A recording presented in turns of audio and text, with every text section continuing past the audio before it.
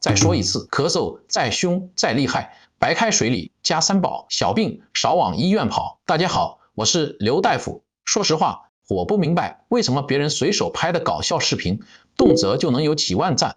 但没关系，哪怕只有1个人点赞，我还是会坚持做科普，能帮一个是一个。如果你咳嗽不停，痰稀白，怕冷，这就像中医里说的风寒袭肺，寒邪堵在肺里排不出去气，咳嗽就总反复。回家可以用1颗大蒜拍碎，生姜切丝，1勺白糖煮水喝，能温肺散寒，化痰止咳。但如果咳嗽超过10天半个月，一咳起来容易上气不接下气的，可以再试试姜胆，小小一片，能应对10几种常见的咳嗽问题。除了感冒后的咳嗽、咳痰，还可以缓解支气管哮喘、慢性支气管炎引发的久咳不愈、咳喘，能祛风化痰、止咳平喘。